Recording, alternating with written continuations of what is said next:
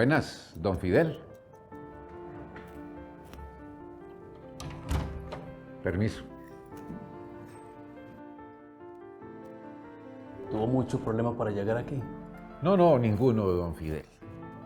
Estoy muy agradecido por recibirme aquí en su despacho, hombre. Qué maravilla conocerlo. ¿Está usted bien? Sí. Bien, gracias. Los años vienen cargaditos y el peso se siente, pero aquí estamos en la ley del deber, señor. Don Fidel Cano Gutiérrez, fundador del Espectador, del periódico El Espectador. Debe estar muy contento con la edición El Espectador Bogotá que acaba de abrir. A ver, estamos en febrero de 1915. Uy, casi 28 años después de su fundación aquí en Medellín, 22 de marzo de 1887.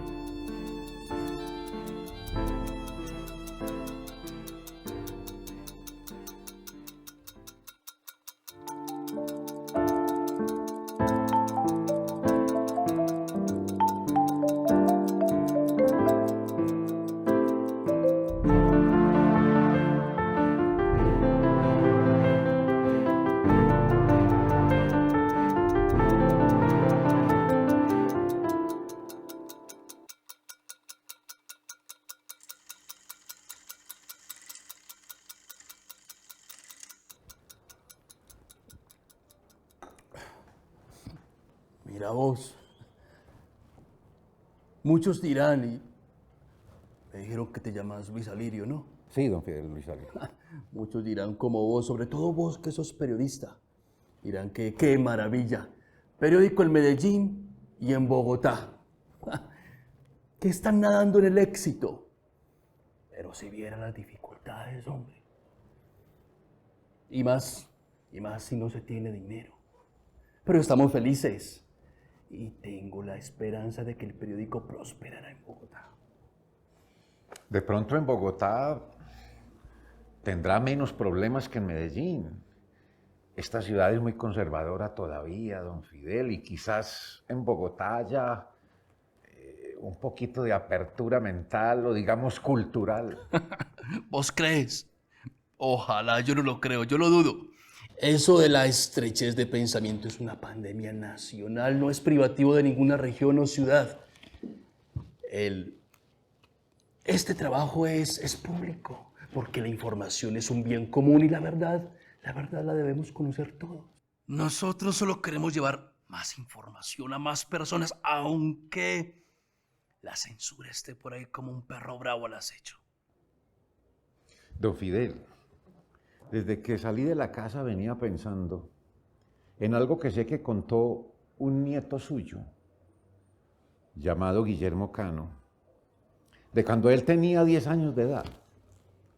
Le habían hablado de usted y él no podía entender en su condición de niño que a un hombre, es decir, usted, don Fidel, lo metieran a la cárcel por defender unas ideas a unos amigos y un periódico. Claro, y te aseguro que esos mayores en el tiempo de ese niño, mi nieto, decís vos, Sí, señor. tampoco lo entendían, porque no es fácil entender la turbulencia de años como esos en un país como este. Yo diría que caímos en una rebatiña casi infantil por el poder político. Casi infantil. Es una forma exagerada de decir para explicarse. Hay que entender a los que están en el poder. Todos quieren legítimamente ser los salvadores, resolver los conflictos, tener la razón. Pero la verdad los desnuda, los desestabiliza y eso no se soporta. Habría que ver si uno es dueño del poder si actuara de igual modo. Eso habría que verlo. Hay leyes muy fuertes, no digamos injustas, porque de pronto nos vuelven a meter a la cárcel. Pero hay leyes que están hechas para cerrarle el portillo a la prensa reflexiva y crítica.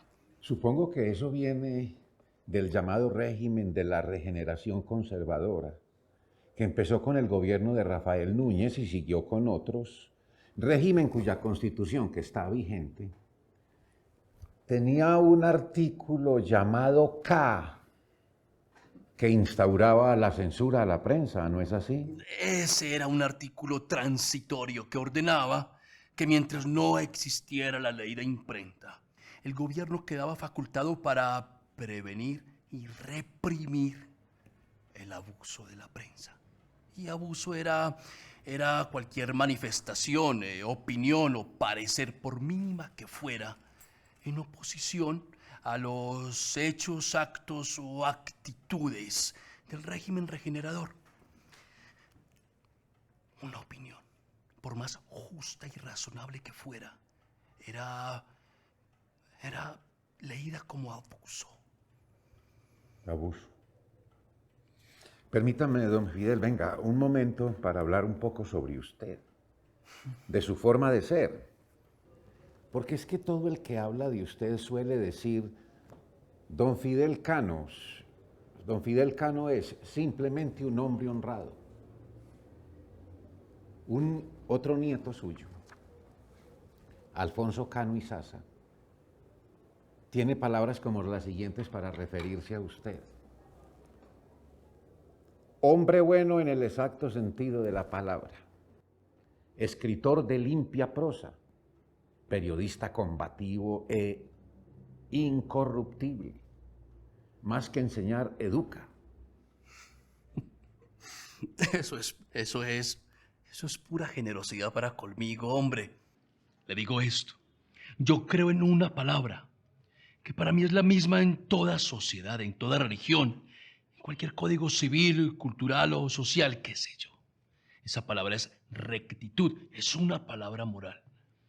Pero su práctica es ética, porque sucede con los otros, siendo ellos naturaleza, seres vivos o los seres humanos.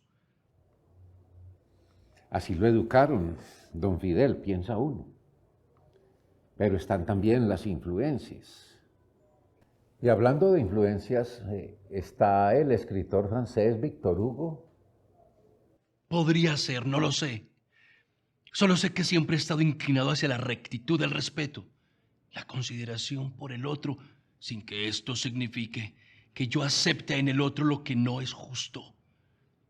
Todavía más si el otro tiene poder y este poder afecta a los demás por ahí.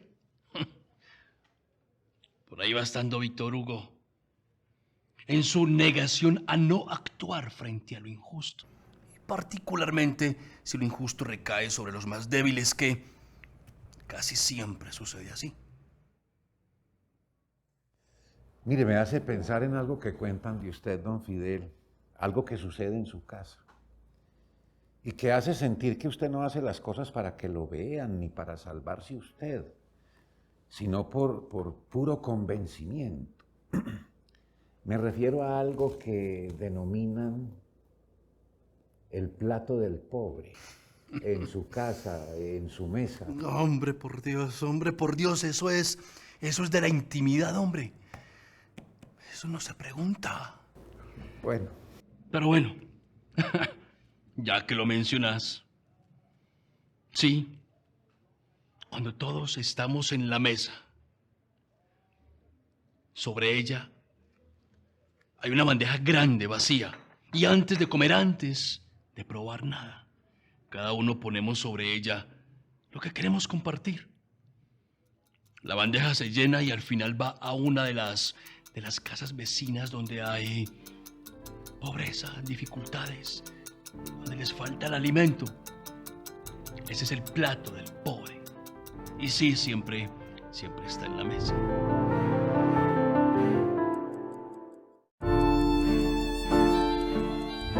Don Fidel, hablemos del Espectador, hombre. Usted fundó el periódico hace 27 años, casi 28.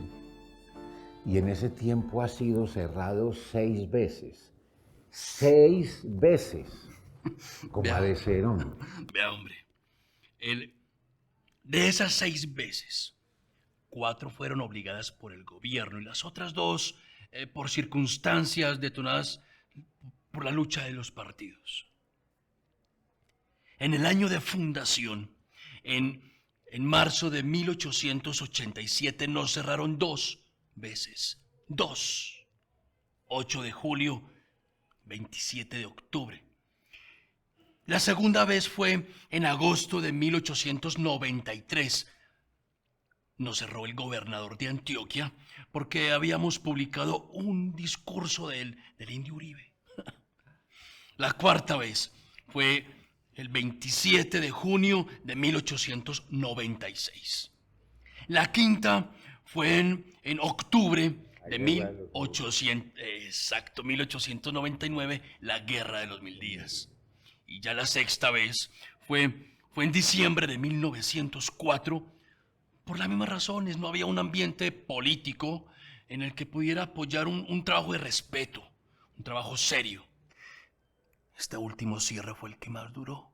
Duró 9 años. Imagínate, cerrados 9 años. Recién abrimos hace 2 años, en 1913, el 2 de enero de 1913.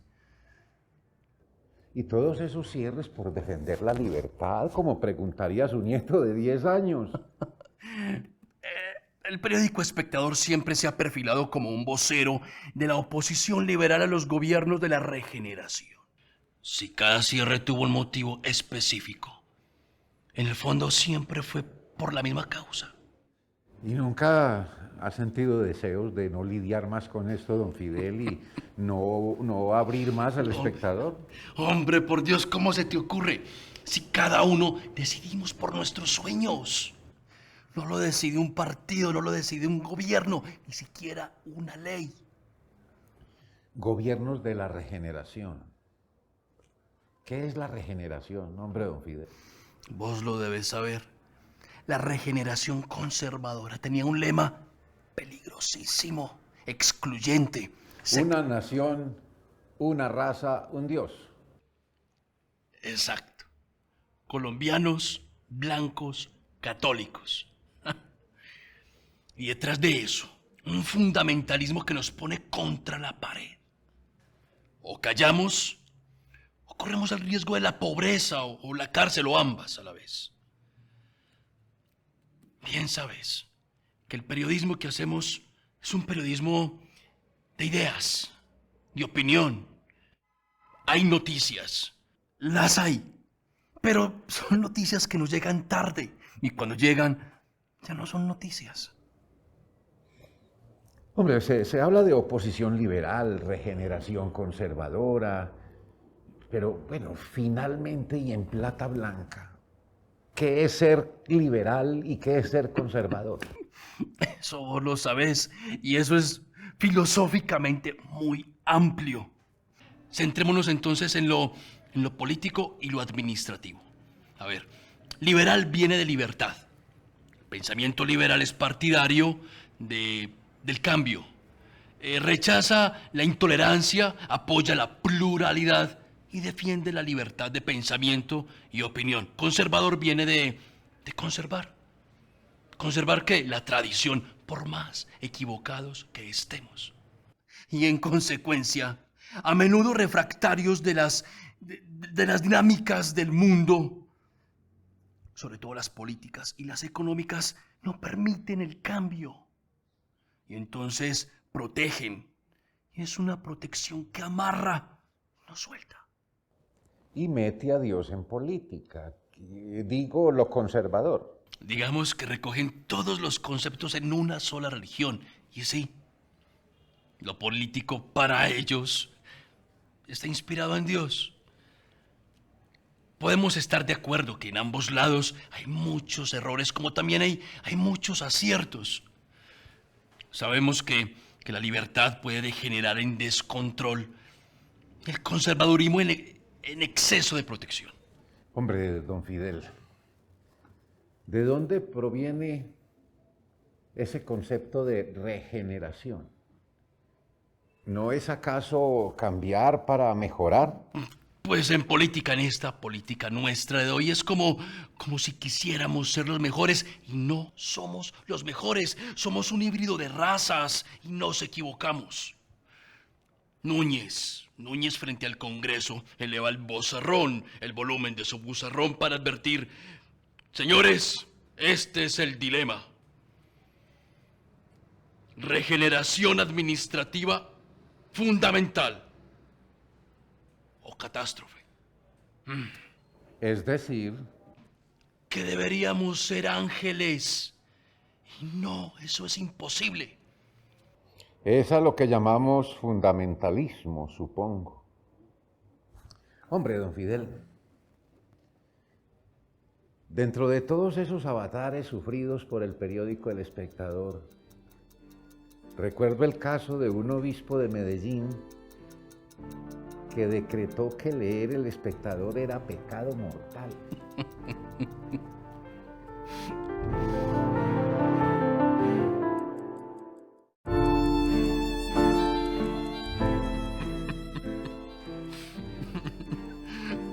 Pecado mortal era El Espectador. Eso fue obra del obispo Bernardo Herrera Restrepo, porque publicamos una crítica a la ostentación con la que celebrarían las bodas de oro del Papa León XIII. Allí decíamos que tanto boato no era coherente con el Evangelio. Entonces, el obispo Herrera Restrepo decidió, bajo pena de pecado mortal, prohibirle a los católicos Leer, comunicar, transmitir, conservar o de cualquier otra manera auxiliar al periódico titulado El Espectador. Exacto. Entonces, supone uno que no faltaba el católico, don Fidel, que iba a la iglesia a confesarse y le decía al cura: padre, me acuso de haber leído El Espectador. Sí, lo leían al escondido. Pero Luis, eso para el momento era obvio. Todavía lo es. El clero ha vuelto a tener mucho poder gracias a la Constitución de Núñez, que revivió el concordato, es decir, el convenio entre el Estado y la Santa Sede, que le permite a la Iglesia Católica meterse con los asuntos políticos. Entonces, que supuestamente quedamos bajo el amparo de ella, y ella con poderes sobremateriales como la educación, por ejemplo. Y oponerse a tanto poder, pues, trae consecuencias, ¿no? Pero, don Fidel, usted es creyente, nada ateo, creyente cristiano, pero algo anticlerical, ¿o qué? Yo siempre he sido opuesto a que el clero se inmiscuya en asuntos políticos. Los obispos a veces usan el púlpito para hacer política y terminan creando por cualquier cosa un pecado mortal, siempre y cuando les convenga políticamente al poder que les da el poder. Inventar pecados mortales. Me hace pensar en algo que usted, don Fidel, bautizó como la ley de los caballos. Recuérdenos eso. Eso es vergonzoso. Aparecieron unos caballos mutilados en algún sector del departamento del Cauca, y esto sirvió como pretexto para promulgar una ley de orden social que reprimía la manifestación, la opinión libre y la oposición misma al gobierno. Luego se supo que lo de los caballos fue una cosa de un loco y no de una gavilla de bandidos liberales, como se había dicho al principio. Se infló de tal forma que generó un enemigo, los liberales, para justificar precisamente toda la represión del gobierno regenerador tenía en mente. Don Fidel, no quisiera que se nos acabara esta charla sin volver sobre algo. ¿De veras qué piensa usted que todo el mundo lo vea más como un maestro, por encima del periodista, del dirigente político, del congresista? Mucho más como un maestro que educa, que muestra el camino recto. Más que honroso para mí. Mostrar el camino recto, decís vos. Yo lo diría el camino a la verdad. Mira, Luis, quien busca la verdad busca a Dios, sin importar si es agnóstico, ateo, liberal o conservador o científico. Y justo por eso es periodista. La dirección irrenunciable de este oficio es la verdad. Quien se diga periodista y no siga esta dirección comete falta, pecado mortal ese sí, y no pecado contra Dios, sino contra la sociedad. ¿Y uno cómo busca la verdad, don Fidel? Indagando en todas las fuentes legales o ilegales, aunque nada puede ser ilegal cuando de buscar la verdad se trata. ¿Qué piensa usted hoy, después de tantas guerras civiles? La guerra tiene vencedores y vencidos, no tiene ganadores. Todos somos perdedores aunque no estemos en el campo de batalla. Yo alguna vez dije que quería pertenecer a un partido político siempre y cuando en su bandera no tuviera una sola mancha de sangre. Pero ya ves, ese partido no existe. Hombre, don Fidel, una curiosidad antes de despedirnos. ¿Cómo ha convivido usted, liberal, con su esposa conservadora? Hombre, por Dios, eso vuelve a ser de la intimidad, eso no se pregunta. Eso no es decente preguntarlo. Yo podría contestarle, ¿a vos qué te importa? Pero bueno, le voy a responder. Voy a responderte porque me ha ido maravillosamente. Las personas están por encima de los partidos y estos muy, muy por debajo del amor. Don Fidel Cano, estoy muy agradecido. Y yo, Luis, a propósito, mira. Es para mañana.